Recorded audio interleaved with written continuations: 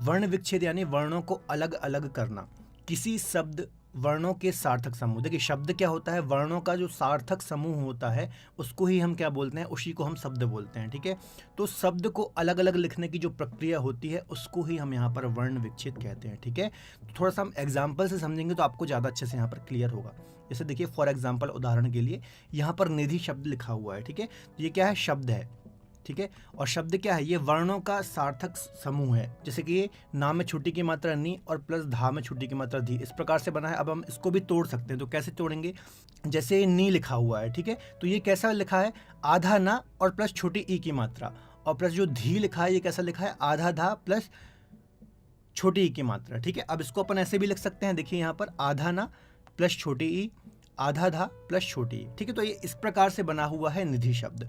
तो कुछ एग्जाम्पल हम और देख लेते हैं, जैसे कि नमक। तो नमक कैसे बना हुआ है, आधा ना प्लस छोटा आ, ठीक है, आधा मा प्लस छोटा आ, आधा का प्लस छोटा आ। तो इस प्रकार से ये नमक शब्द बना है, ठीक है। देखिए हमें करना कुछ नहीं होता, जैसे ये व्यंजन है, ठीक है, ना व्यंजन है, तो ये कैसे बना है, ना लिख दिया, आधा ना प्लस इसमें ये आ स्वर जोड़ा हुआ है। यदि मान लीजिए ना में आ की मात्रा लिखी होती तो कैसे लिखते, आधा ना प्लस बड़ा आ, ठीक है। यदि मान लीजिए नू लिखा होता, ठीक है, तो कैसे लिखते, आधा ना प्लस छोटा ऊ।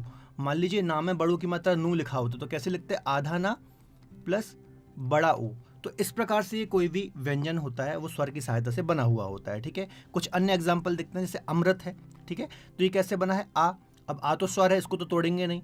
इसके अलावा माँ है, तो यहाँ पर आधा माँ लिख दिया, प्लस यहाँ पर जो ये ऋषि वाली रेफ लगी है तो इसको क्या लिखेंगे, ऋ ऋषि का, ठीक है, प्लस आधा ता और आ। तो इस प्रकार से अमृत शब्द बना हुआ है। तो आपको याद रखना है, जब भी आपको ऐसी रेफ लगी मिले तो आपको इसको ऋषि में तोड़ना है, ठीक है।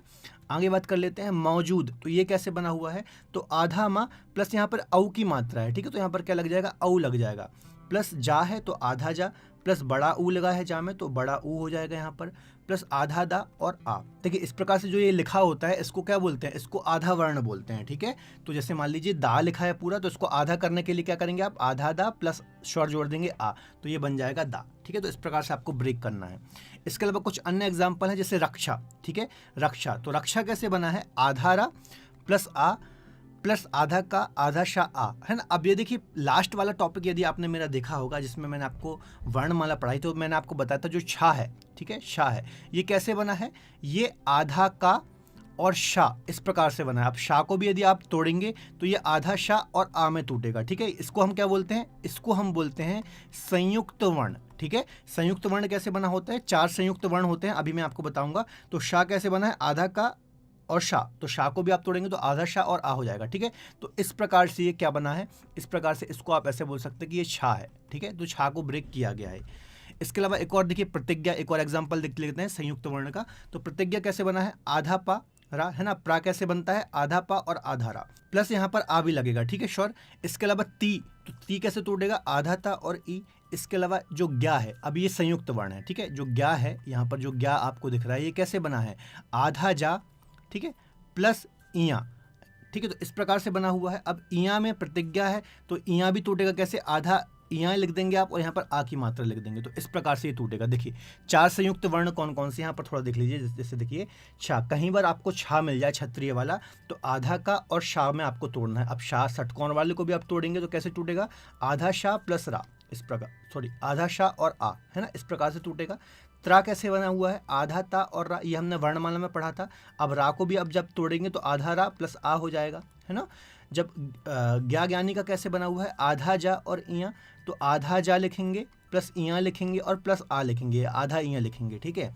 श्रा में आधा शा रा, और इसको भी जब आप तोड़ेंगे तो आधा रा और रा हो जाएगा, ठीक है। तो संयुक्त व्यंजन ये चार होते हैं बच्चों। जब भी यहाँ पर आप विशेष तौर पर याद रखना, आप ऐसे मत करके आ जाना कि जैसे आप छा लिखा हुआ है तो आपने आधा छा और आ लिख दिया, ऐसी गलती कभी भी मत करना, ठीक है। ये बहुत बड़ी गलती हो जाएगी आपकी और आपके यहाँ पर एक नंबर कम हो जाएंगे, ठीक है। तो ये बात विशेष तौर पर आपको याद रखनी है। आगे बात कर लेते हैं आंधी। आंधी कैसे लिखा, आप देखिए जहाँ पर भी चंद्रबिंदी लगी मिल जाए तो आपको क्या करना है, आ लिख देना है, ऊपर चंद्रबिंदी लगा देना है, आधा धा और बड़ी, ठीक है। ये धी कैसे बना है, आधा धा और बड़ी। इसके अलावा चांदनी, चांदनी को कैसे तोड़ेंगे, आधा चा प्लस आ, ठीक है। इसके अलावा आधा दा, छोटा आ, आधा ना और ई, ठीक है, इस प्रकार से बना हुआ है, ठीक है। इसके अलावा कुछ विसर्ग के एग्जाम्पल भी देख लेते हैं, जैसे स्वतः कैसे बना हुआ है। तो देखिए आधा शा, आधा वा, आ, ता, आ, और जहाँ पर ये 2 डॉट लगे हैं जिसको हम विसर्ग बोलते हैं, तो यहाँ पर आप विसर्ग लिख सकते हैं। ठीक है, यहाँ पर आप विसर्ग लिख सकते हैं। ठीक है, कई जगह आपको आहा लिखा भी मिलेगा, तो ऐसे भी लिख सकते हैं और विसर्ग भी लिख सकते हैं। और प्रातः कैसे बना हुआ है, तो आधा पा, ठीक है, आधा रा, बड़ा आ, आधा ता और विसर्ग। ठीक है, तो इस प्रकार से आपको इनको ब्रेक करना है।